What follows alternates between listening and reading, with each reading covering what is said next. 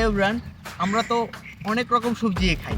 আজকে আমরা আমাদের প্রজেক্টের এমন একটি সবজি তুলবো, অনেকে সবজিটির নাম শুনলে হাসে, অনেকে এটা নিয়ে কটাক্ষ করে। আমরা তুলে ধরবো এই সবজিটির গুণাগুণ কি, এই সবজিটির দোষ গুণ সবকিছু তুলে ধরবো আপনাদের সামনে। এই সবজিটি হচ্ছে মূলা। আচ্ছা, মূলার নামটি শোনার পর কে কে হেসেছেন একটু কমেন্টে জানেন। আর আজকে আমরা মূলা সম্পর্কে এমন কিছু তথ্য জানাবো যা হয়তো আগে কখনো শুনিনি।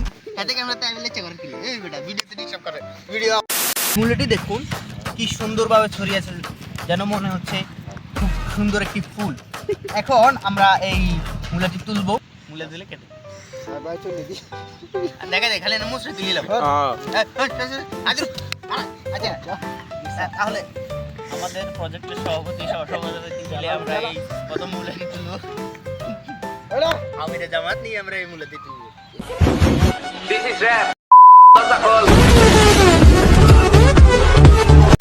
এখন আমাদের প্রজেক্টের সভাপতি সহসভাপতি যত ভাই বন্ধু আছে সবাই মিলে এখন এই মূলাটি তুলবে জমি থেকে। এখন আনবক্সিং করা হবে এই মূলাটা। ওপেন করো।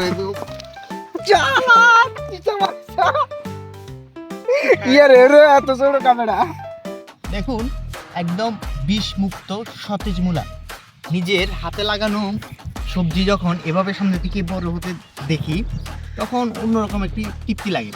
চলুন শুরু করি আমাদের গুণাগুণ পর্ব। মূলাতে রয়েছে প্রচুর পরিমাণে ভিটামিন সি, যা আমাদের শরীরের রোগ প্রতিরোধ ক্ষমতা বাড়ায় এবং সাধারণ ঠান্ডা কাশি থেকে দূরে রাখে। মূলা হজম প্রক্রিয়া অনেকভাবে সাহায্য করে। এতে প্রচুর পরিমাণে ফাইবার বা আঁশ থাকে যা কোষ্ঠকাঠিন্য দূর করে। মূলা পটাশিয়ামের ভালো উৎস, যা উচ্চ রক্তচাপ কমাতে এবং হার্ট ভালো রাখতে সাহায্য করে। চাইলে এটা দিয়ে মূলা জুস বানিয়ে খেতে পারেন। এটি লিভার পাকস্থলী পরিষ্কার রাখতে দারুণ কার্যকর। জন্ডিস রোগীদের জন্য মূলা এবং মূলার পাতা অনেক উপকারী। আমরা এই মূলাটি নিলামে তুলব।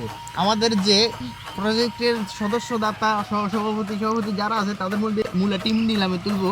যারা এই মূলাটি সর্বোচ্চ দামে কিনতে পারবে বা যে এই মূলাটি সর্বোচ্চ দামে কিনতে পারবে তাকে আমরা এই মূলাটি হস্তান্তর করব।